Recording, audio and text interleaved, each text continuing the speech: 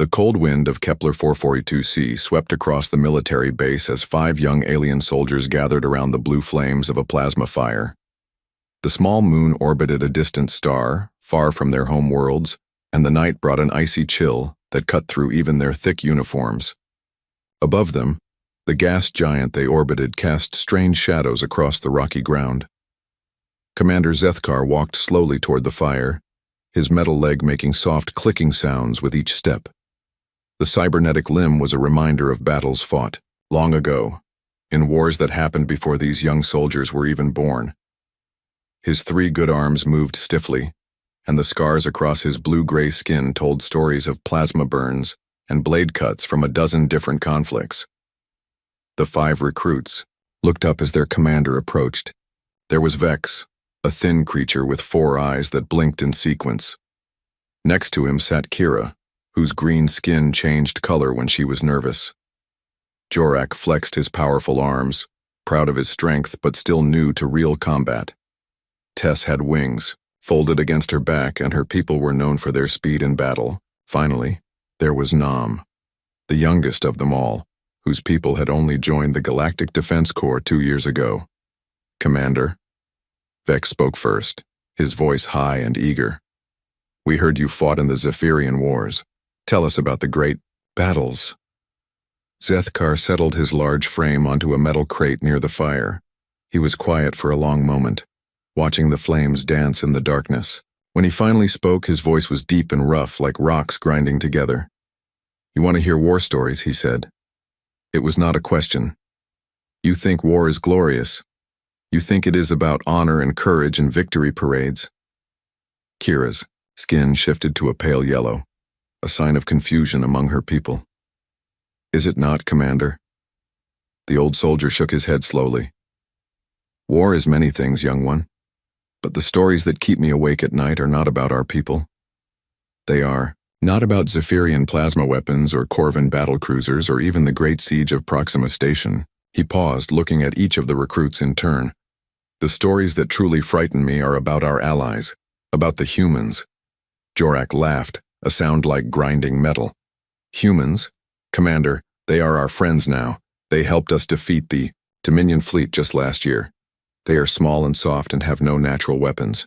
"No natural weapons," Zethkar repeated, and something in his voice made the laughter die in Jorak's throat. "That is what I thought too before I studied their military history, before I learned what they are capable of when they decide to make war." The wind picked up, making the plasma fire flicker. Somewhere in the distance they could hear human voices from the base, laughing and talking as they shared their evening meal. The sounds seemed normal, even comforting.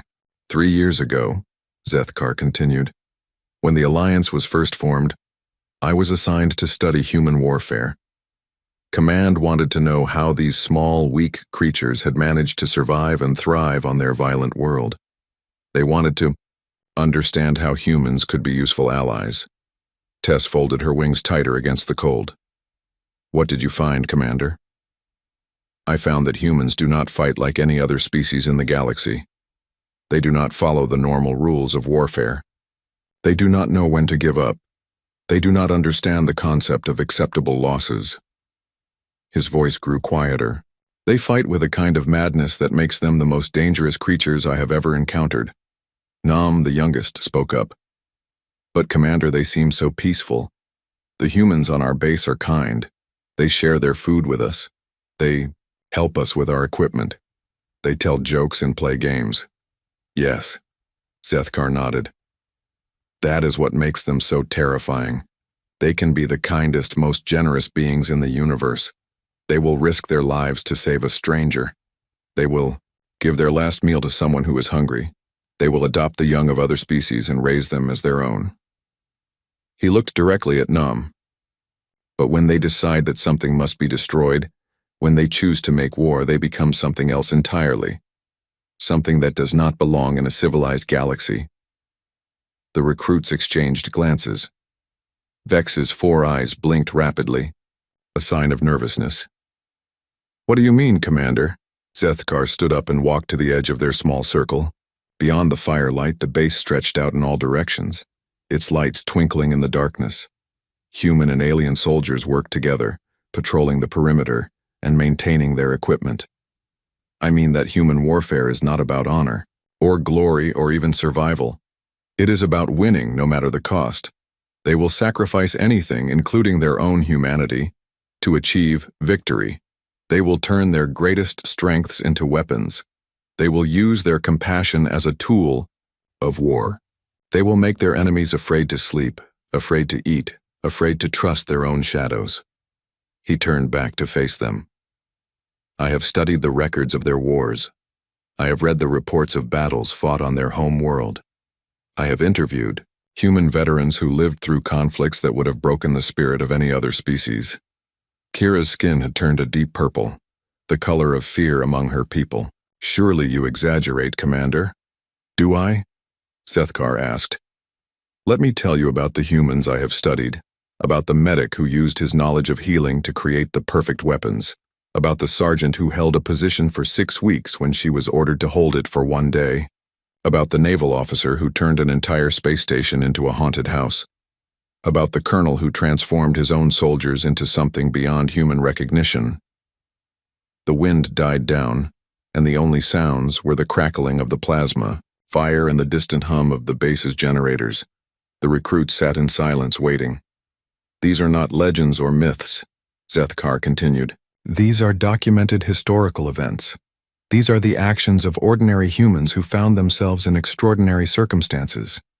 And in each case, they chose to do things that no other species would even consider. Jorak flexed his arms, nervously. But they are our allies now. They fight beside us. Yes, the commander agreed. And we should be grateful for that. Because I have learned one important truth about humans in all my studies. He paused, letting his words sink in. They are absolutely loyal to their friends and absolutely merciless to their enemies. There is no middle ground with them. You are either someone they will die for or someone they will destroy completely. Tess spread her wings slightly, then folded them again. You speak as if you fear them, Commander.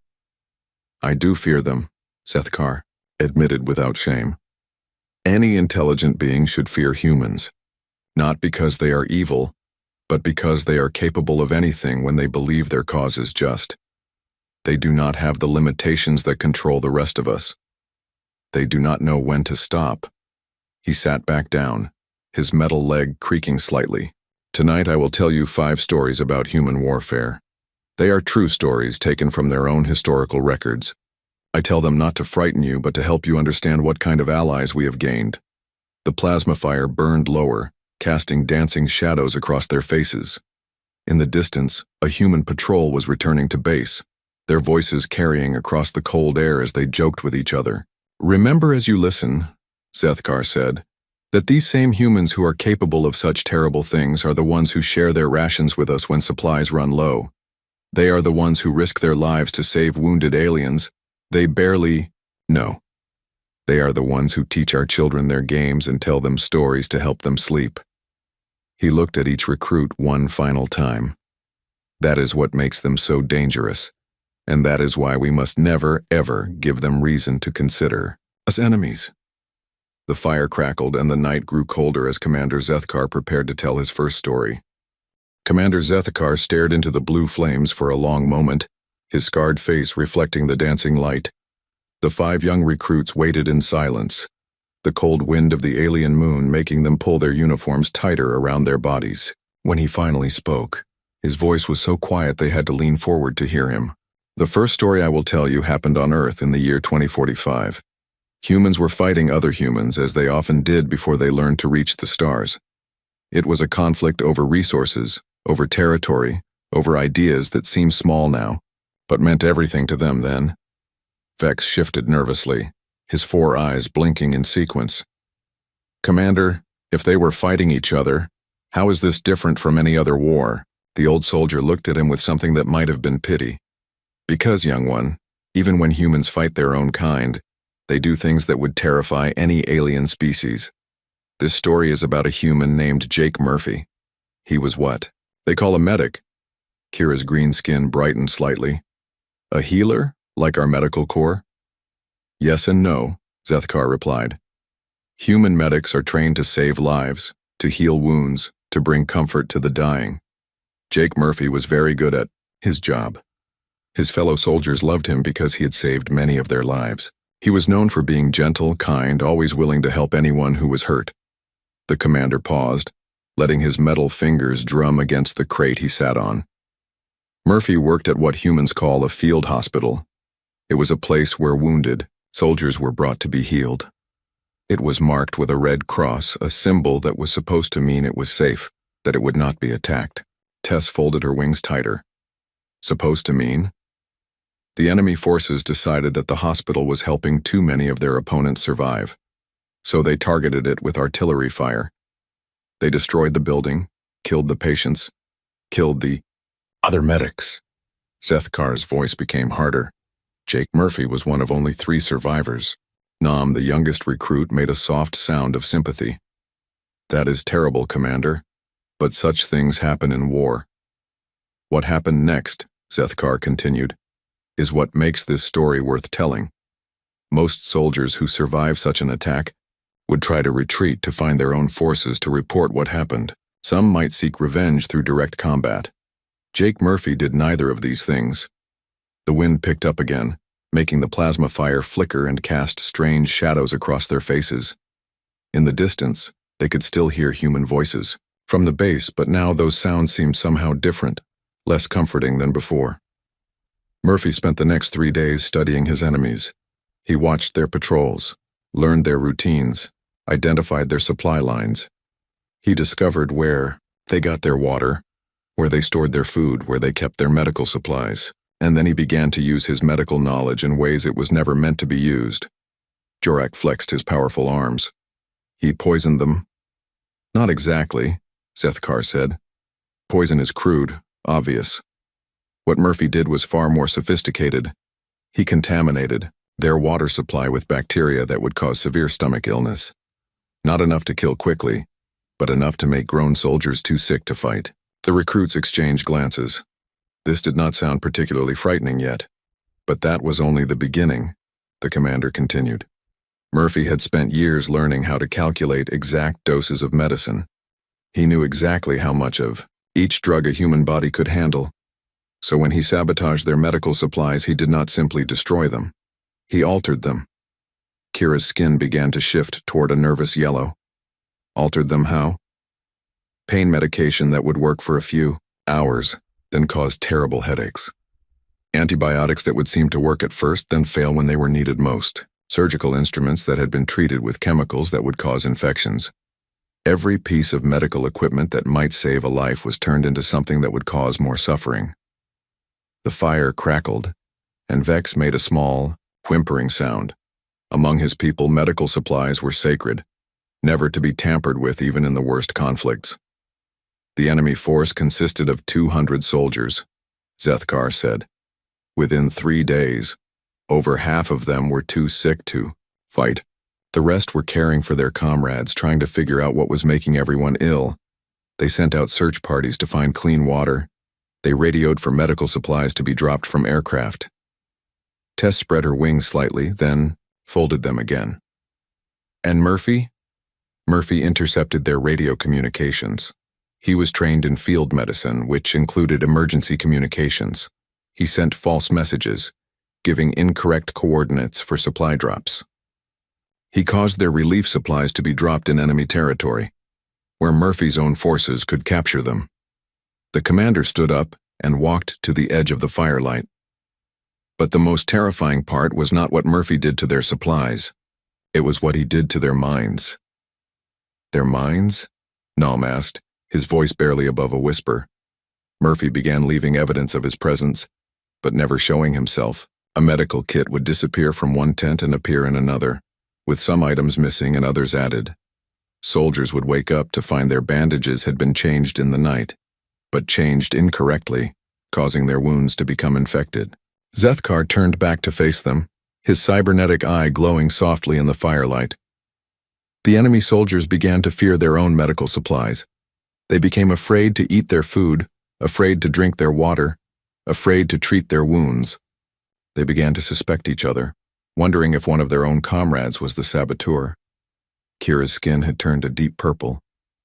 But surely they tried to find him. They did. They sent out patrols, set up ambushes, searched every possible hiding place. But Murphy had been trained to work in combat zones. He knew how to move without being seen, how to hide in places where normal soldiers would never think to look. And every time they searched for him, he was somewhere else, contaminating something new. The old soldier sat back down, his movements slow and deliberate. By the end of the third day, the enemy force had been reduced from 200 effective soldiers to 30.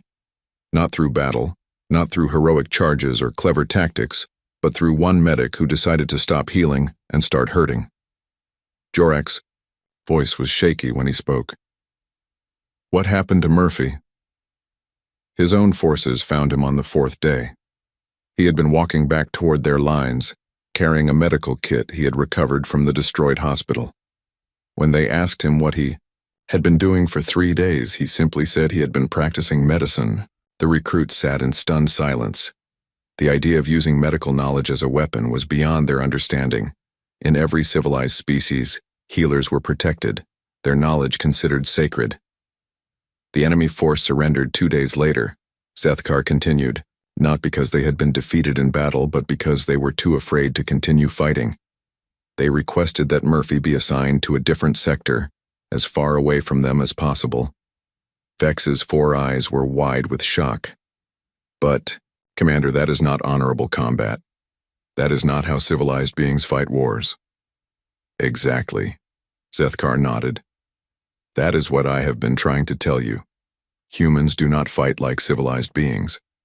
They fight to win, and they will use any knowledge, any skill, any advantage they can find. He looked at each of them in turn.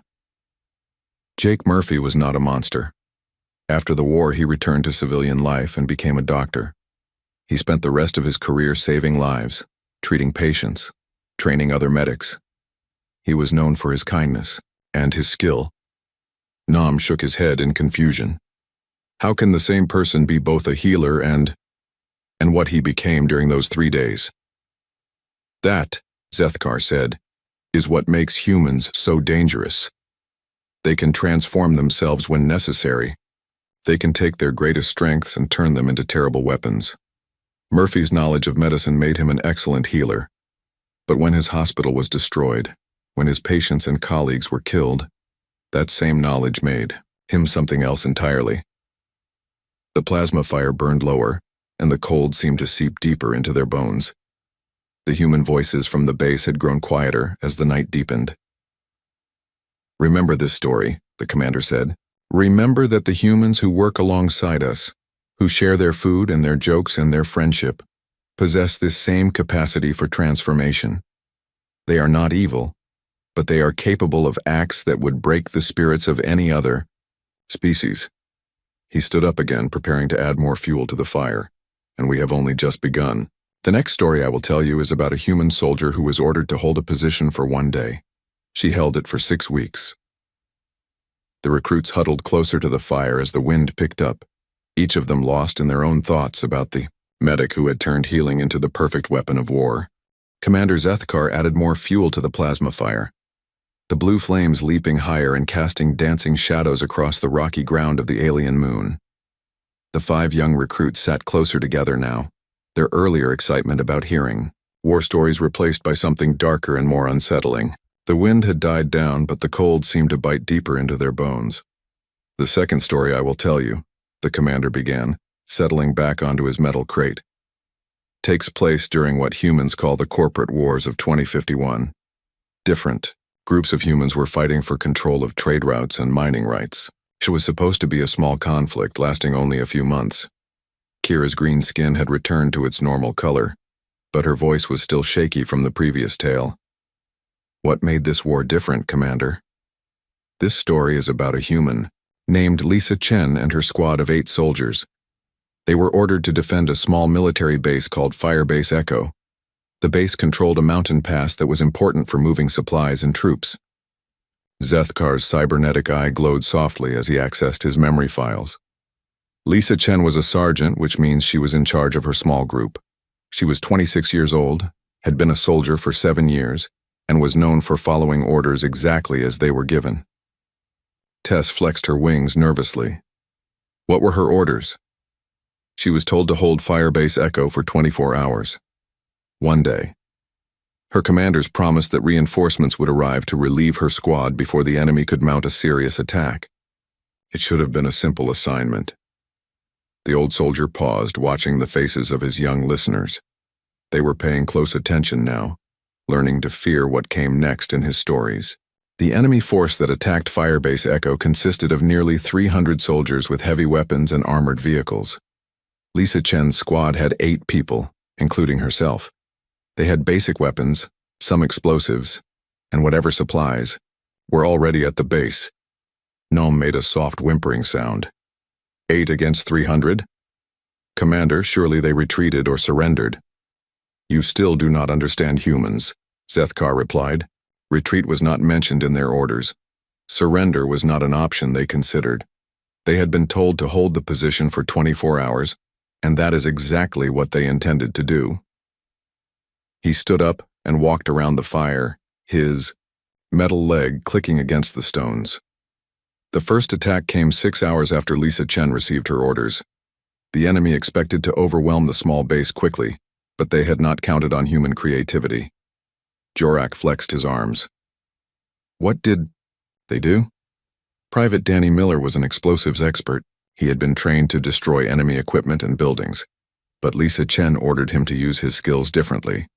Instead of attacking the enemy directly, Miller began setting traps around the base. The commander's voice grew quieter, more intense. He buried explosive charges along the paths the enemy would use to approach. But these were not ordinary bombs. Miller designed them to wound rather than kill, to create fear rather than destruction. An explosion that would take off a foot but leave the victim alive and screaming. A blast that would blind an enemy soldier but allow him to call for help. Vex's 4 eyes blinked rapidly. Why would they want to wound instead of kill? Because, Zethkar explained, a dead soldier requires no resources from his army. But a wounded soldier needs medical care, needs other soldiers to carry him to safety, needs supplies and attention. Lisa Chen understood that wounded enemies were more valuable than dead ones. The fire crackled, and somewhere in the distance an alien patrol called out the all-clear signal. The normal sounds of the base continued around them, but they seemed muted and far away. The second part of their defense involved Corporal Alex Stone, their communications specialist. Instead of just calling for reinforcements, Stone began intercepting enemy radio transmissions. He learned their attack plans, their supply schedules, their patrol routes. Kira's skin shifted to a pale yellow. That sounds like standard military intelligence work. It was what Stone did with that information that made it remarkable, the commander continued. He began feeding false information back to the enemy. He would mimic their radio operators and give incorrect orders. He would report false positions for Lisa Chen's squad, causing enemy artillery to waste ammunition on empty ground. Zethkar sat back down, his movements deliberate and slow.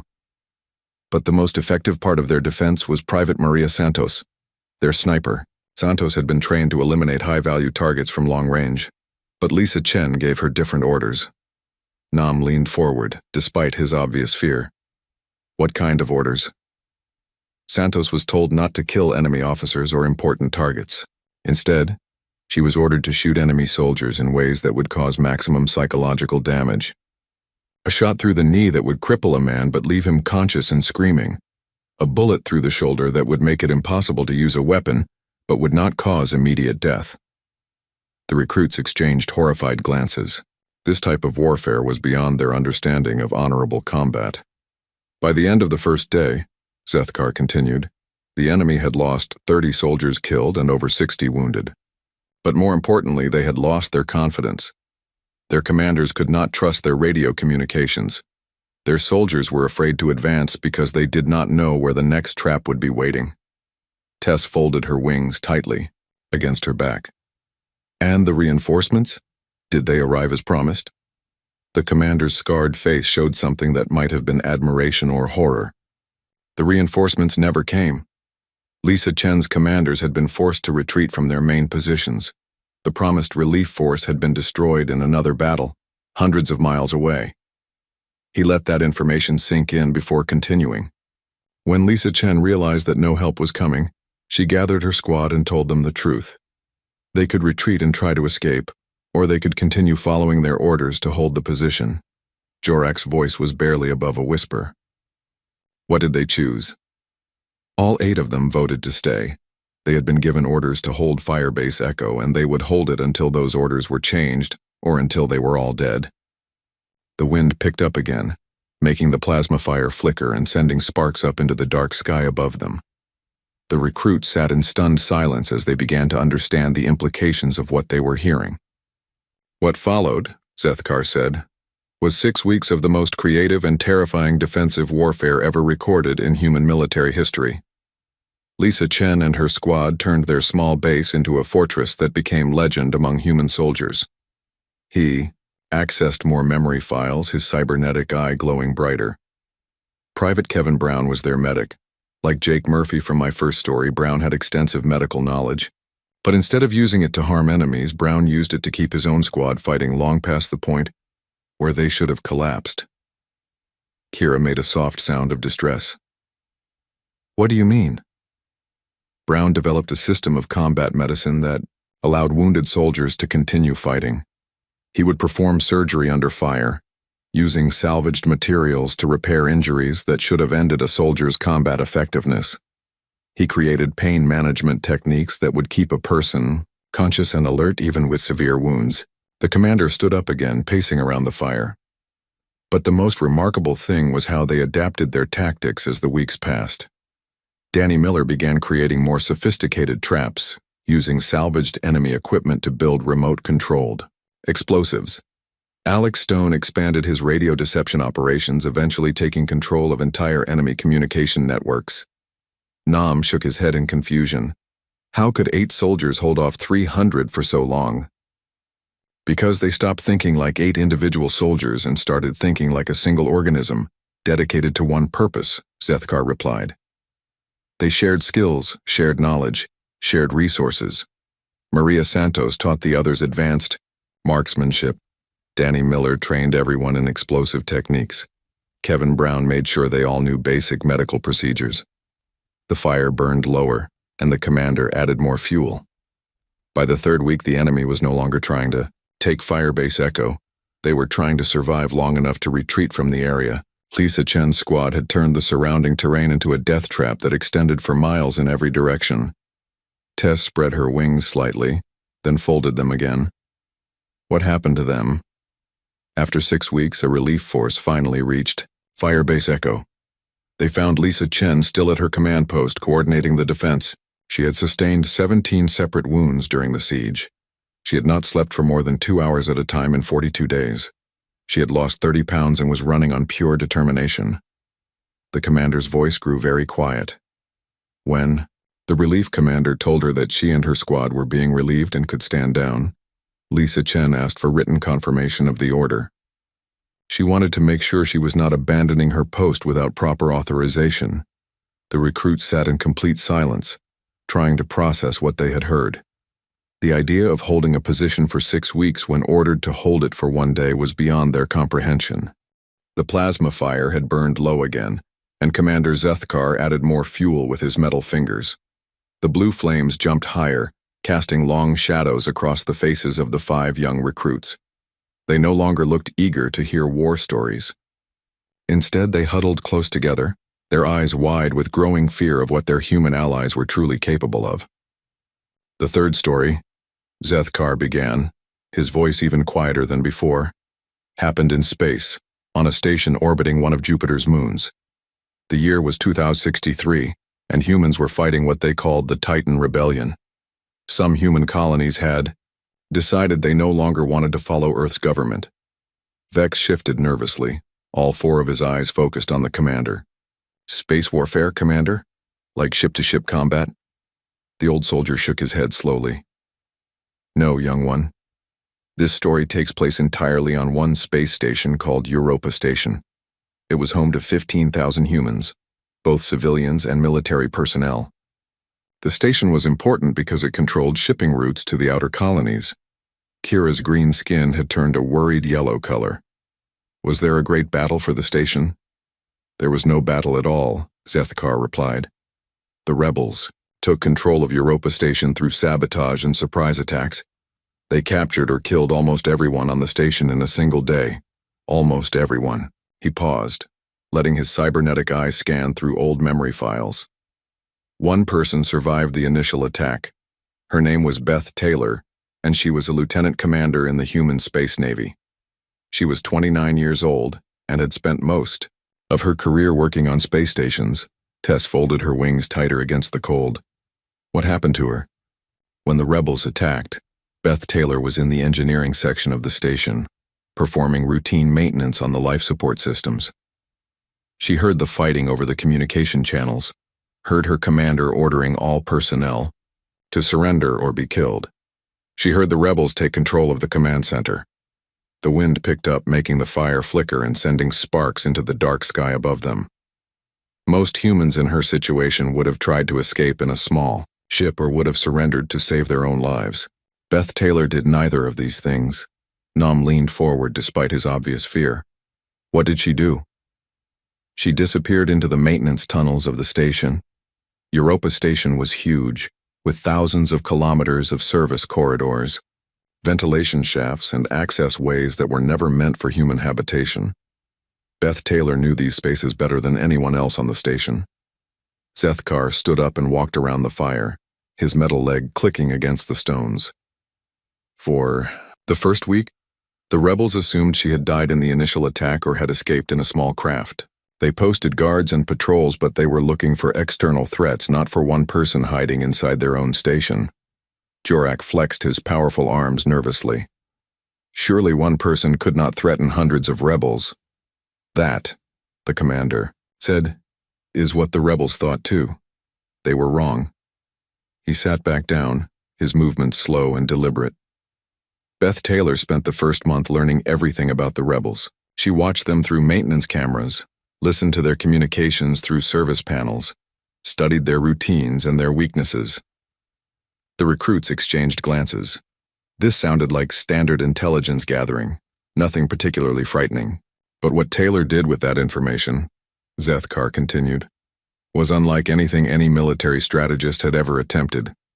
She did not try to contact the outside for help.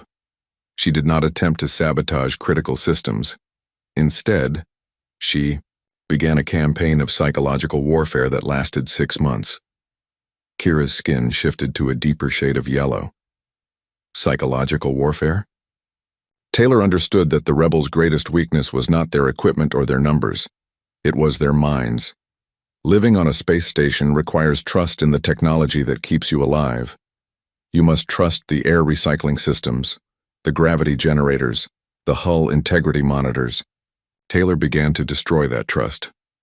The fire crackled, and somewhere in the distance they heard a human laugh from the base. The sound seemed somehow different now, less comforting than it had earlier in the evening.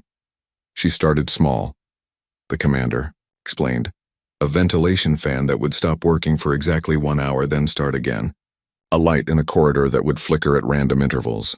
A door that would sometimes take 3 tries to open instead of 1. Vex blinked his 4 eyes rapidly. Those sound like minor technical problems. Exactly, Zethkar nodded. And that was the brilliance of Taylor's plan. Every space station has technical problems. Maintenance crews fix them as they occur. But the rebels had killed all the maintenance crews during their takeover. He accessed more memory files, his cybernetic eye glowing brighter. As weeks passed, the small problems became bigger problems. The air recycling system would occasionally produce strange smells that lasted for hours. The gravity in certain sections would fluctuate slightly, making people feel dizzy. The water recycling system would sometimes produce water that tasted metallic. Nam made a soft sound of understanding. They could not tell if these were normal technical problems or sabotage. Precisely. And because they had no trained maintenance personnel, they could not fix the problems even when they tried. Taylor would wait for them to attempt repairs, then would undo their work and create new problems in different areas. The wind died down, and the only sounds were the crackling of the fire and the distant hum of the base's generators. The recruits sat in complete silence, beginning to understand the psychological terror Taylor had created. By the third month, Zethkar continued, the rebels were afraid to sleep.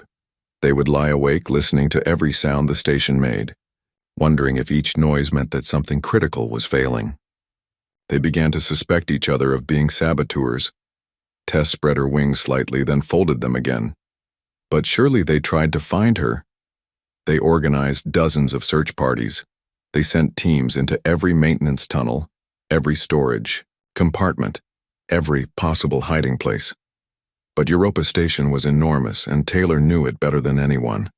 She could move through areas that the rebels did not even know existed. The commander's voice grew even quieter, and every time they searched for her, Taylor would be somewhere else creating new problems. She would reprogram the station's computer systems to give false readings on critical instruments. She would alter the environmental controls to make certain areas too hot or too cold.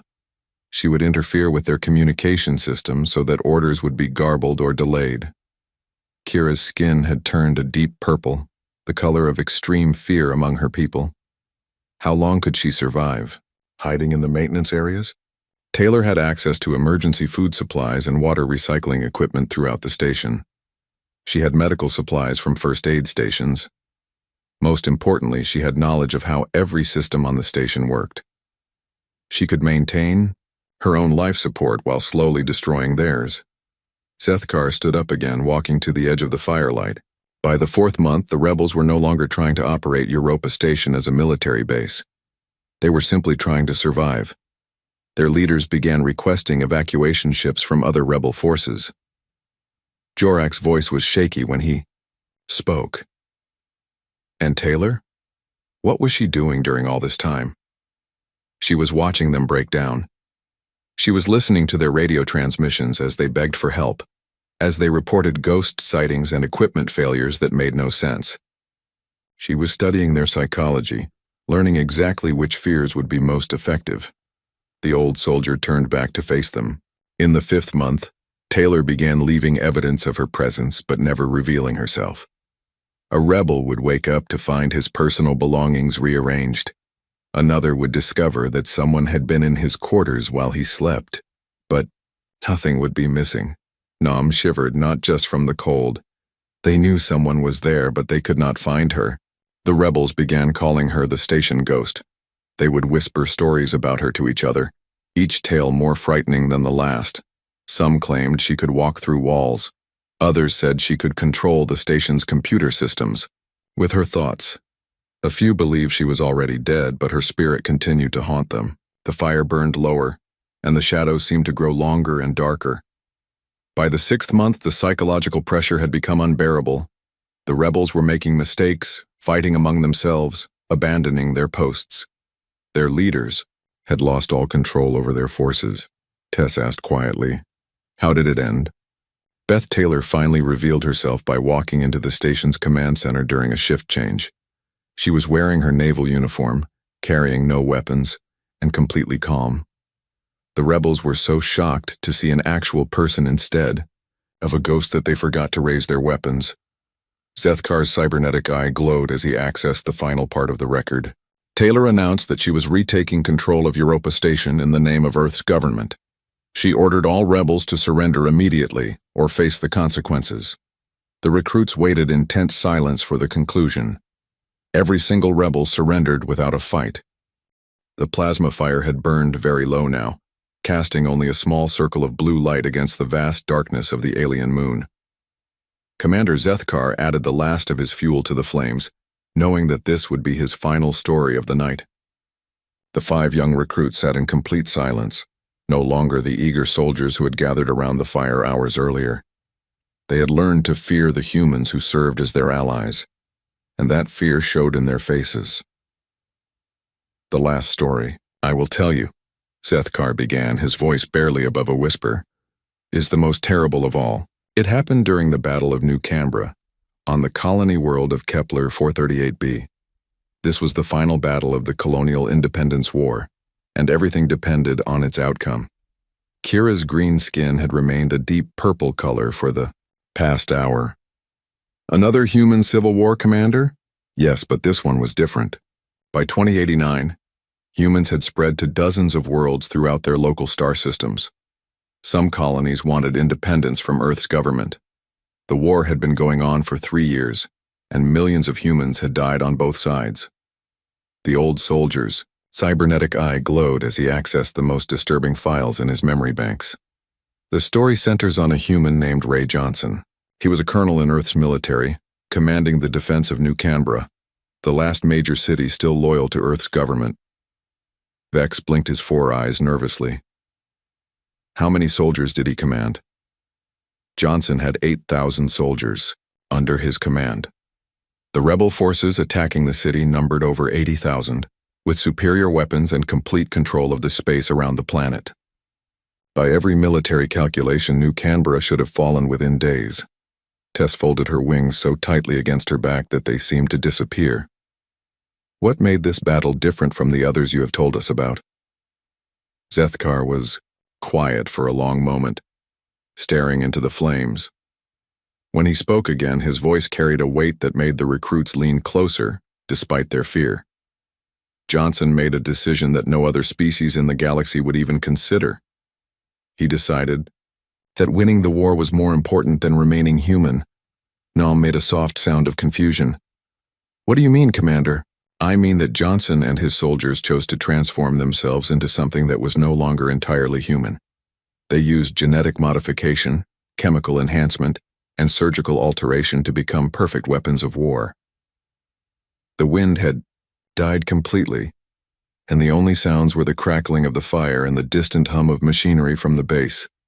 The recruits sat in horrified silence as they began to understand what they were about to hear. Johnson had a scientist on his staff named Dr. Paul Martinez. Martinez had been working on experimental treatments for battlefield injuries, ways to help wounded soldiers survive and continue fighting. But Johnson ordered him to go much further than medical treatment. Jorak's powerful arms trembled as he spoke. How much further? Martinez developed a process that would enhance human soldiers beyond the normal limits of their species. Enhanced reflexes that were 10 times faster than natural human responses. Muscle density that gave them strength far beyond what their bodies should have been able to handle.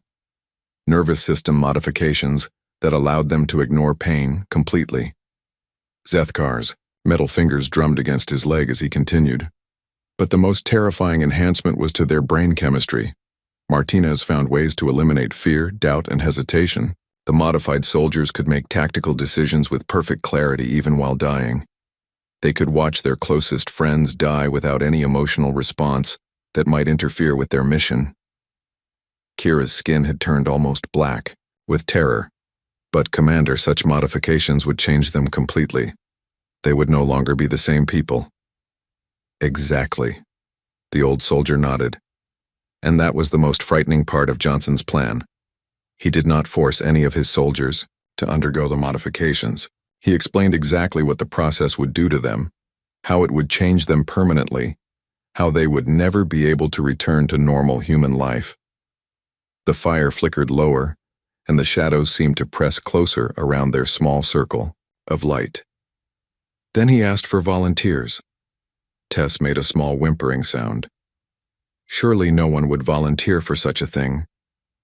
Every single soldier under Johnson's command volunteered. All 8,000 of them. They understood that the modifications would destroy their humanity, but they believed that saving their civilization was worth any personal sacrifice. Zethkar stood up slowly, his movements stiff with age and old injuries. The transformation process took 2 weeks. During that time, the rebel forces continued their advance toward New Canberra, expecting to find a city ready to surrender. He walked around the fire one last time, looking at each of the recruits. What they found instead was an army of creatures that had once been human, but were now something else entirely. Something that knew no fear, felt no pain, and would never stop fighting until either they or their enemies were completely destroyed. Nom's voice was barely audible. What happened in the battle? It was not a battle, Zethkar replied. It was a slaughter. Johnson's modified soldiers moved faster than normal humans could react. They ignored wounds that should have been fatal. They coordinated their attacks with inhuman precision. They felt no mercy for their enemies and expected none in return. The commander's cybernetic eye dimmed as he accessed the most disturbing parts of the historical record. The rebel forces outnumbered Johnson's army 10-1, but numbers meant nothing against opponents who could not be stopped by conventional weapons. A modified soldier could continue fighting even after losing limbs. They could function normally with injuries that would kill an unmodified human. Jorak asked quietly, "How long did the battle last?" 72 hours. At the end of those 3 days, the rebel army had been completely destroyed. Not defeated, not routed, but entirely eliminated. Johnson's modified soldiers had killed every enemy they encountered, pursuing them even when the rebels tried to retreat. The fire was burning very low now, barely providing enough light to see each other's faces. The recruits sat in stunned silence, trying to process what they had heard. The rebels won the war, Zethkar continued. Other rebel forces heard about what had happened at New Canberra and refused to continue fighting. They surrendered unconditionally, demanding only that Johnson's modified soldiers be kept far away from their territories. Vex's 4 eyes were wide with horror. And Johnson? What happened to him and his soldiers? That is the most tragic part of the story, the old soldier said, sitting back down on his metal crate. The modifications were permanent. Johnson and his 8,000 soldiers could never return to normal human society. They had saved their civilization, but they were no longer part of it. Kira made a soft sound of distress. Where did they go? They were given ships and supplies and sent to explore the furthest reaches of human space. They became permanent exiles, too dangerous to live among normal humans, but too valuable to simply destroy. Some say they are still out there, exploring the galaxy. No longer fully human, but still serving their original mission to protect humanity. The wind picked up again, making the dying fire flicker and sending the last sparks up into the dark sky. The recruits huddled together, each lost in their own thoughts about what they had learned. "This is why I fear humans," Zethkar said, his voice barely above a whisper. "Not because they are evil, but because they are capable of sacrificing anything, including their own humanity, to achieve victory. They will transform themselves into monsters if that is what victory requires." He looked at each of the young soldiers one final time. Johnson's soldiers were not forced to become inhuman weapons. They chose to do so because they believed their cause was worth any sacrifice. That level of dedication, that willingness to give up everything for victory, is what makes humans the most dangerous species in the galaxy. The fire died down to glowing embers, and the cold began to seep back into their bones. In the distance, they could still hear human voices from the base, laughing and talking as they prepared for sleep. "Remember these stories," the commander said as he prepared to leave. "Remember that our human allies chose to fight beside us instead of against us. Remember that their friendship is precious because their enmity would be absolutely terrifying." He stood up slowly, his cybernetic leg creaking in the cold. "And remember that somewhere out in the darkness of space, there may still be humans who sacrifice their humanity to save their species. They are our allies too, even though we may never meet them." Zethkar walked away into the darkness, leaving the 5 young recruits alone with the dying fire and their new understanding of what their human allies were truly capable of. They sat in silence for a long time, each wondering if they would ever be able to look at their human comrades the same way again. The cold wind of the alien moon swept across the base, carrying with it the sound of human laughter that no longer seemed quite as comforting as it had at the beginning of the night. The recruits finally stood up and walked back to their barracks. But none of them slept easily that night. They had learned that their human allies were capable of acts of kindness and generosity that warmed the heart.